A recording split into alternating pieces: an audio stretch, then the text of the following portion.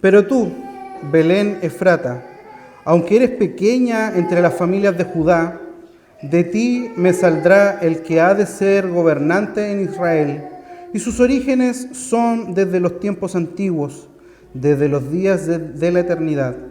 Por tanto, él los abandonará hasta el tiempo en que dé a luz la que ha de dar a luz. Entonces el resto de sus hermanos volverá a los israelitas, y él se afirmará y pastoreará su rebaño con el poder del Señor, con la majestad del nombre del Señor su Dios, y permanecerá, porque en aquel tiempo él será engrandecido hasta los confines de la tierra. Él será nuestra paz. Esta es palabra del Señor. Ya hemos orado. Estamos llegando ya a final de año. Estamos a 21 de diciembre. Quedan 9-10 días para terminar el año y comenzar un nuevo año. Sin duda para muchos de nosotros, para la iglesia, para algunas familias o quizás para todos, de alguna u otra forma hemos cruzado un desierto este año. Quizás en el caso de usted puede haber sido enfermedad, pueden haber sido distintos tipos de pruebas, quizás alguna mala noticia laboral, de salud. Para más de algunos de nosotros este año quizás fue muy complejo en lo familiar, en lo eclesiástico. Quizás incertidumbres económicas porque no sabes qué va a pasar el próximo año con tu trabajo. Y a veces cuando llega este tiempo de Navidad, de celebración, de Año Nuevo, de Navidad, sentimos una desconexión muchas veces de esta fiesta, ¿cierto? De luces, de casas muy adornadas, brillantes, arbolitos de Pascua en algunas casas, la corona de Adviento en otras. Esas luces transmiten alegría. Pero, por otra parte, nuestra realidad, ¿cierto?, dentro de los problemas, dentro de las incertidumbres, de las tristezas, de las amarguras que estamos viviendo, esas luces muchas veces no logran alegrarnos el alma, porque sentimos desánimo al llegar el año. Quizás muchos de nosotros al llegar a esta fecha empezamos a sumar y restar y podemos llegar a la conclusión que han sido más las cosas negativas que las positivas. Quizás para otros han sido más las positivas que las negativas. Pero todos hemos pasado por momentos difíciles este año. Y sin embargo, más allá, como les decía adelante, de que esta no es una fecha específica del nacimiento de Cristo, debemos recordar en estas fechas la primera Navidad, hace más de 2000 años atrás. Es decir, el nacimiento de nuestro amado Señor y Salvador Jesucristo. Ese nacimiento que no ocurrió en un palacio, que no ocurrió rodeado de muebles bañados en oro, enchapados en oro, lleno de, ¿cierto?, un aroma agradable. Todos sabemos que nació dentro de una cueva, en un pesebre, ¿cierto?, posiblemente con animales, con algún mal olor. Y en esa humildad de ese pesebre, en esa cueva, en ese momento había un contexto de una nación oprimida, ¿cierto? El pueblo romano ya había llegado ahí, estaba gobernando sobre muchos lugares del mundo conocido, bajo una gran oscuridad política, donde los romanos eran crueles en sus castigos, una oscuridad social, ¿cierto? Porque ya había ocurrido una transculturación, los judíos andaban para todos lados después del exilio, solo algunos volvieron. Y Miqueas está en el contexto de antes del exilio, o sea, podríamos ubicarlo antes de la serie Retorno que tuvimos hace poco. Él anunciaba que esto iba a pasar y anunciaba que vendría un Salvador. Y hoy nosotros podemos ver que a pesar de esa oscuridad social de esos tiempos, a pesar de la debilidad que había en esos tiempos, al igual como nosotros, nuestras debilidades, nuestras pruebas, nuestras dificultades, lo que brilla más que aquellas luces de Navidad, más que los regalos que los niños van a recibir esta Navidad, lo que brilla con fuerza es el Evangelio de Jesucristo. Es que Cristo vino a salvar a cada uno de nosotros por amor de los adultos y por amor también de los niños. Ese Jesús que podemos ver en películas, ¿cierto?, en un pesebre, Es ese Dios encarnado que vino a morir por cada uno de los que estamos aquí. Y hoy, como una iglesia reformada, presbiteriana, que descansa en la soberanía de Dios, hoy no venimos a buscar un optimismo superficial ni a entretenernos al domingo. Tampoco hemos llegado aquí, ni es la intención de una iglesia bíblica, que hayamos llegado a escuchar un discurso motivacional que nos eleve el ego, que nos devuelva al hogar momentáneamente felices, que nos levante el ánimo después de haber quizás pasado muchas pruebas. Lo que nosotros hemos venido a buscar hoy aquí son palabras de descanso, palabras que vienen de la roca que es Jesucristo, esa roca de los siglos, ese Señor soberano, en el cual podemos echar las cargas que nos afligen. Vamos a mirar el contexto de Miqueas 5:2, una profecía dada 700 años antes de la venida de Cristo a un pueblo que estaba enfrentando los juicios, como les decía, para ver cómo Dios, desde esos 700 años antes de Cristo, nos llamaba a descansar, a cobrar ánimo y a unirnos a Él. En los tiempos en que Israel había sido dispersado por los asirios y por Babilonia, desde allá y desde mucho antes Dios había prometido que había de enviar un Salvador. Tantos años atrás como Génesis 3:15, donde promete que la simiente de la mujer pisaría la cabeza de la serpiente. Papá, ¿por qué gritas? Silencio, vaya a acostarse. Dios, como primer punto, escoge nuestra pequeñez para mostrar su grandeza. Si me acompaña Miqueas 5:2 para que tenga su Biblia abierta, dice: pero tú, Belén Efrata, aunque eres pequeña entre las familias de Judá, de ti me saldrá el que ha de ser gobernante en Israel, y sus orígenes son desde los tiempos antiguos, desde los días de la eternidad. Aquí vemos como Miqueas profetiza un tiempo donde el pueblo de Dios estaba siendo amenazado, como les decía, por pueblos extranjeros, por imperios gigantes que habían conquistado gran parte del oriente. Y Israel se podía sentir pequeño, indefenso. Y Dios, en su decreto soberano, no escoge a Jerusalén, la ciudad más grande de Israel, la ciudad más fuerte de la nación, sino que Dios elige a la más pequeña, a Belén Efrata, una ciudad insignificante. Es por eso que cuando Cristo manifiesta su ministerio, muchos dicen: ¿qué puede venir bueno de Belén? Era como, bueno, yo vengo de Pinto, ¿cierto? Un pueblito chiquitito. Entonces alguien de Chillán, de Concepción, podría decir: ¿qué puede venir de Pinto si Pinto tiene una plaza, 2 calles, un banco con una caja? ¿Qué podría venir bueno de ahí? Y Dios, en su decreto soberano, prefiere elegirlos a ellos, a ese pueblito insignificante. Aquí lo que hace Dios es validar nuestra debilidad. La palabra de Dios, en el caso de Belén, dice que era la pequeña entre todas las familias de Israel. Y quizás tú te puedes sentir así en la vida. O nos podemos sentir así como iglesia. Quizás la más pequeñita del IPCH. O una de las más pequeñitas. Quizás te sientes pequeño como individuo, como persona, débil, sin fuerzas, golpeado por las olas de las pruebas que te ha dado este año, que te ha dado la vida, si este año ha sido difícil para ti. Pero la buena noticia que recordamos en Navidad es que Dios no necesita tu fuerza para obrar en ti. Él se especializa en usar lo que el mundo desprecia. Y sin duda, si tú y yo estamos acá, es porque el mundo nos ha despreciado. El lugar de tu mayor dolor o debilidad este año es precisamente el escenario donde Dios escogió mostrar su gloria, donde Dios quiere manifestar su poder en medio de esa prueba, de ese dolor, de esa enfermedad, de esa dificultad, de esa escasez de trabajo, de esa escasez de recursos. Es ahí donde Dios muestra su gloria para ti.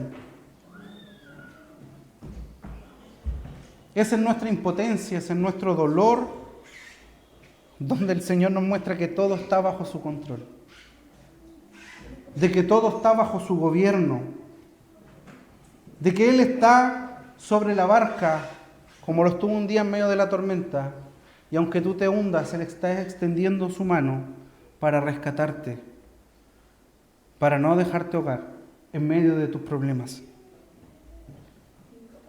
Y esto demuestra que Él está por sobre lo que nosotros podamos imaginar. En el texto dice que sus orígenes, el de Cristo, el que se iba a encarnar, son de tiempos antiguos, son desde la eternidad. Este bebé que estaba naciendo allí no comenzó a existir en el pesebre. Él es el eterno Hijo de Dios, la segunda persona de la Trinidad. Es el Dios encarnado, aquel que dejó su trono de gloria para nacer como un tierno bebé, el cual al consumar su ministerio entregaría su vida en un madero para pagar toda tu deuda, todos tus pecados, para cargar todos tus dolores, todas tus aflicciones y para darnos por sobre todo el derecho de ser llamados hijos de Dios. Ese pequeño bebé que celebramos hoy, el nacimiento, es el que derramaría su sangre para perdonar todos los abominables pecados que hemos realizado en nuestra vida. Esto nos da una seguridad inquebrantable como iglesia. Nuestras pruebas, tus dificultades son temporales, pero nuestro Salvador es eterno. Si Él sostiene el universo en su mano desde la eternidad, ciertamente Él puede sostener tu vida, puede sostener esta iglesia, la fuente, por muy indefensa, por muy pequeñita que parezca, por muy difícil que haya sido el año, Él nos va a sostener y sin duda lo va a hacer. Porque si Él nos ha congregado aquí, es porque Él nos ha llamado para que le sirvamos como un pueblo. A Él, solo a Jesucristo, al pastor de los pastores, al pastor de la iglesia. No temamos a nuestra debilidad, hermanos. No temas a tus flaquezas. Descansa en el hecho de que tu salvación y tu futuro no dependen de tus fuerzas, de tus talentos o de tus recursos que puedas tener. No importa cuánto hayas logrado juntar en el banco. No importa cuántos bienes hayas logrado adquirir. Descansa en el Dios eterno que descendió a nuestra pequeñez. Descansa en ese gran Dios que decidió que la segunda iglesia presbiteriana de Chillán La Fuente congregara a un pueblo para que le adorara. Si Él llamó esta obra, Él perseverará esta obra. Si Él te puso a servirle en este lugar, Él te va a perseverar para que le sirvas en este lugar, para que le des la gloria al Señor, para que le sirvas con tus dones, a Él y solo a Él. Tu compromiso no es con un liderazgo, no es con un consistorio, no es con la Iglesia Presbiteriana de Chile. Nuestro compromiso de servicio al Señor es con el Rey de Reyes y Señor de Señores, nuestro Salvador. A Él servimos. Si seguimos avanzando en el versículo 4, y dice, y Él se levantará y pastoreará en el poder del Señor y en la majestad del nombre del Señor su Dios, y permanecerán, porque entonces Él será engrandecido hasta los confines de la tierra. Aquí está el corazón del consuelo para una iglesia que está cansada, para miembros de una iglesia que están cansadas, para familias que están agotadas, para vidas que están estresadas, para corazones que pueden estar con depresión. Porque sí, un cristiano puede tener depresión. Pero Dios es más grande que todo aquello. Entonces, ¿qué vino a hacer Jesús, ese Rey nacido por nosotros? La palabra dice que Él se levantará. Y después de un año de pruebas, a veces sentimos que Dios parece que estuviera pasivo, parece que está distante mirándonos. Pero el profeta dice que Él se levantará. Y Cristo no es un espectador de nuestro sufrimiento. En su encarnación, en su muerte, en su resurrección, Jesucristo se levantó para defenderte, para defendernos. Pero no solo fue levantado en un madero, así como Moisés levantó la serpiente en el desierto para que el pueblo fuera librado de la muerte. Cristo fue levantado para salvación de aquellos que habían sido elegidos. Él también fue levantado de la tumba, venciendo la muerte, venciendo tus culpas, cortando toda cadena que el enemigo podría haber tendido sobre tu vida, sobre tu familia. Él, como el león de la tribu de Judá, como el Rey de Reyes, como el Señor de Señores, también fue otra vez levantado y fue levantado al cielo y está sentado hoy a la diestra del Padre, donde intercede día y noche por ti, donde clama por ti. Nuestro único intercesor no es María, no son los santos, no es el abuelito que murió, es Cristo el que está sentado a la diestra del Padre y está preocupado por ti. Y eso nos entrega la certeza de que así como fue levantado en el madero, como fue levantado de la tumba, como fue levantado al cielo, un día volverá y nos salvará y nos llevará a estar con Él por una eternidad, porque Él va a venir a buscar a esa novia sin manchas, sin arrugas, a esa novia que anhela su venida, que está esperando que ese niño que después murió en una cruz regrese para que todas las cosas sean hechas nuevas, donde ya no habrá más llanto, no habrá más tristeza, no habrá más dolor, donde el sufrimiento que has cargado hasta el momento ya no va a estar, porque todo será hecho nuevo. Porque nuestras imperfecciones ya no van a estar, porque nuestro pecado ya no va a estar, porque aquello que anhelamos en Cristo se va a cumplir con su venida. ¿Qué más va a hacer Cristo? El texto nos dice que ese Salvador que habría de venir pastoreará en el poder del Señor. Noten que no dice que Jesucristo simplemente nos dará órdenes como un jefe del pueblo. Dice que nos pastoreará. Y un pastor alimenta el rebaño. Un pastor venda las heridas de un rebaño herido. Un pastor va a buscar a la oveja que se pierde. Un pastor carga a la oveja que está cansada. Un pastor como Jesucristo, cuando te has desviado, con mucho amor, toma su cayado, te quiebra la pata y no te deja seguir avanzando a la perdición. Un pastor como Jesucristo es el único pastor que te puede guiar a las aguas de reposo, a las aguas que dan vida eterna. Si este año, hermano querido, niños, los ha dejado vacíos, los ha dejado tristes, los ha dejado cansados, Cristo hoy te llama a alimentarte, no con los recursos humanos, sino con la majestad del nombre del Señor tu Dios, que te dejes alimentar por la palabra de Cristo. Él te está llamando a que descanses solo en Él y en nadie más que Él. Si este año te ha dejado dolido, te ha dejado herido, te ha dejado cansado, Jesús te llama una vez más a echar sobre Él tus cargas, a dejarte levantar y ser cargado por el pastor de los pastores, a dejarte sanar por aquel que cuida de cada una de sus ovejas, por aquel pastor que conoce cada lágrima que derramaste en lo secreto. Esta fecha de recuerdo de Navidad nos invita a que vengas delante de tu Señor y seas sanado por Él. A que humildemente te dejes pastorear por tu verdadero pastor, por Jesucristo tu Señor. Él nos llama como iglesia a que nos dejemos ser pastoreados por nuestro Señor. A que dejemos de luchar con Él y que nos rindamos delante de Él. El Señor nos llama una y otra vez a rendirnos ante sus pies, a que perseveremos unidos, a que perseveremos junto a Él, caminando de su mano.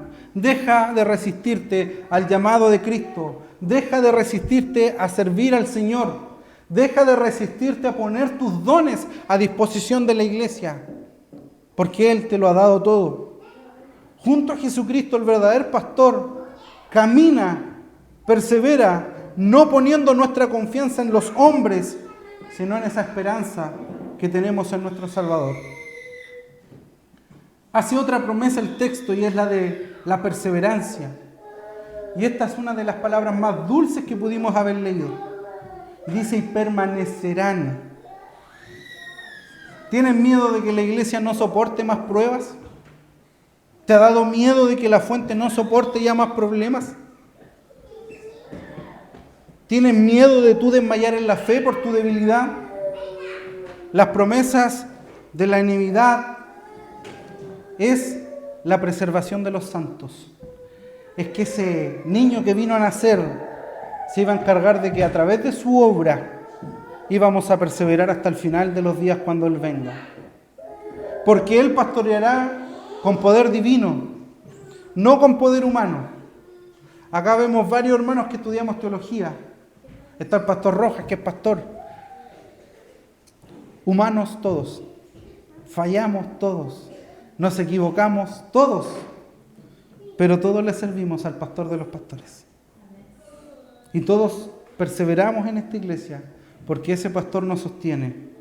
No hemos llegado aquí porque somos muy astutos, porque somos muy inteligentes. No seguiremos adelante esta iglesia con nuestras fuerzas, sino porque Él nos ha sostenido y nos sostendrá hasta su venida. Iglesia, cobremos ánimo. El gozo de este tiempo no es para fingir que todo está bien. Es para saber que el pastor de los pastores tiene el control absoluto de tu vida y de esta iglesia y de todo lo que pasa. Y Él garantizará y garantiza de que llegaremos a casa con Él. Y esto nos lleva al último punto. Leímos solamente la primera frase del versículo 5, que dice, y Él será nuestra paz. Jesucristo es nuestra paz. Esta frase es corta pero profunda. En el hebreo original y reflejado también en Efesios 2:14, no nos da a entender que Jesucristo trae la paz. Nos dice que Jesucristo es la paz. Jesucristo es la paz para tu vida, Jesucristo es la paz para tu familia, Jesucristo es la paz para esta iglesia. ¿Qué paz? Paz vertical, ¿cierto? Paz de ti hacia el Señor de los señores, hacia Dios. Él te da paz, te reconcilia con Dios. Las pruebas a veces nos hacen dudar de ese amor del Señor. Pero la encarnación de Cristo es la prueba definitiva de que Dios no está enojado con su pueblo escogido. En Cristo hay paz perfecta entre el juez santo, que es nuestro Dios, y estos pecadores que nos hemos sido llamados al arrepentimiento. Ya no hay condenación. Descansemos en esa verdad teológica, hermanos, en esa verdad pastoral.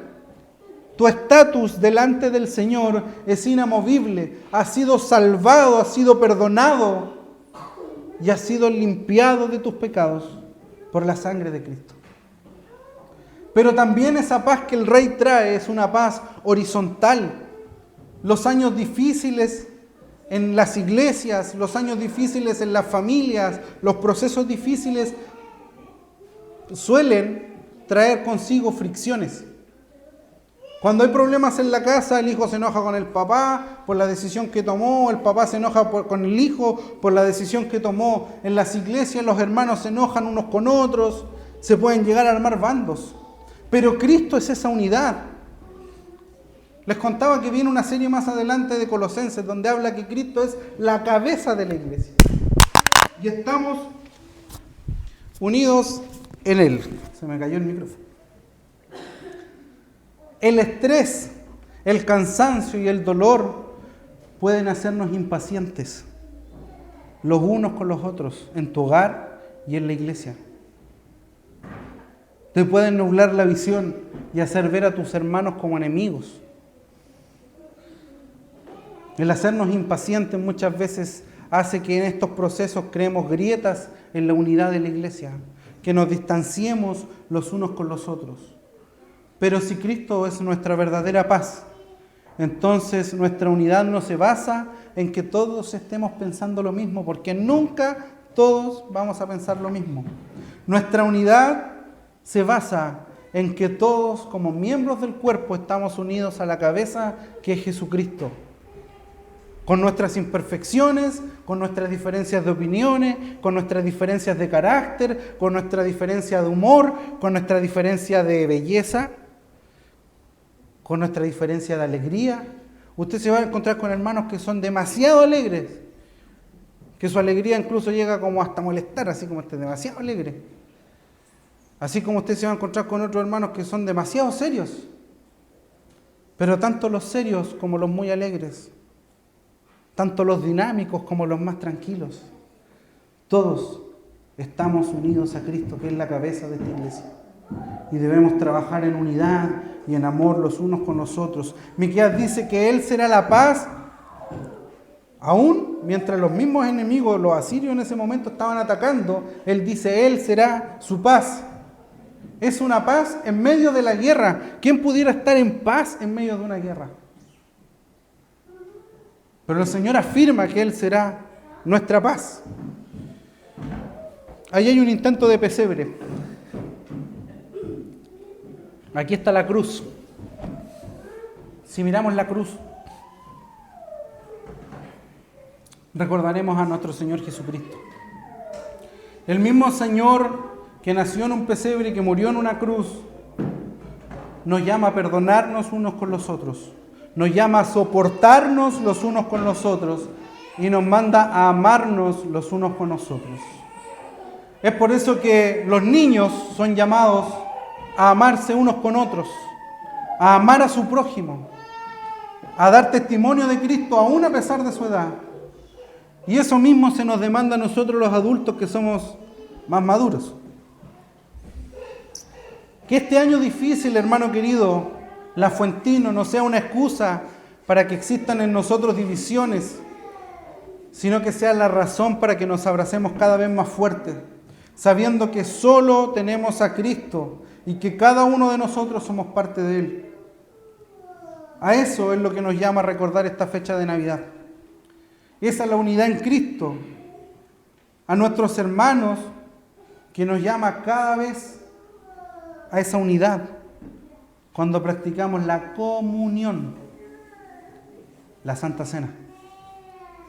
No podemos cenar si no estamos unidos. Un pueblo dividido contra sí no prevalecerá. No te puedes sentar a la mesa del Señor si estás enojado con tu hermano. Por eso se llama comunión con Cristo, comunión con el cuerpo, con tu hermano. Es por eso que la iglesia primitiva lo celebraba cada domingo, porque sus corazones debían estar íntegros delante del Señor. Como conclusión, querida iglesia, de este pasaje de Miqueas, reconozcamos nuestra pequeñez. Somos nada delante del Señor. Nada de lo que podamos hacer y de lo que dejemos de hacer va a alterar la voluntad del Señor. No intentemos ser fuertes por nosotros mismos. Dejemos que Dios use nuestras debilidades. Miremos a nuestro pastor perfecto que es Cristo. Él está de pie delante de su iglesia pastoreando con poder. Y nosotros permaneceremos porque Él sigue siendo fiel. Abracemos su paz. Descansemos en Él. Y busquemos la unidad del cuerpo de Cristo en el Espíritu Santo. Después de un año de sombras tenues, de luces, de pruebas, de enfermedades, hoy recordamos a Cristo como la luz que ha venido al mundo para darnos salvación. No tenemos que fabricar un gozo navideño falso. Aún en medio de tus pruebas, aún en medio de tus enfermedades, aún en medio de la falta de recursos, tenemos que recibir al Rey que vino a cargar nuestras cargas. Como dice Mateo 11:28, hermano querido, y como dijo Cristo, vengan a mí todos los que están cansados y cargados, y yo los haré descansar. Que este año terminemos recibiendo la fuerza del Señor, el renuevo del Señor, y que el próximo año sea un año bendecido en su presencia, unidos como iglesia, esperando que aquí lleguen gente, no de otras iglesias quizás, sino nuevas personas que conozcan a Cristo como su Señor y Salvador, y podamos crecer siempre en humildad, haciendo su voluntad. Que el Señor bendiga tu vida y que el Señor bendiga la fuente. Oramos por esta palabra.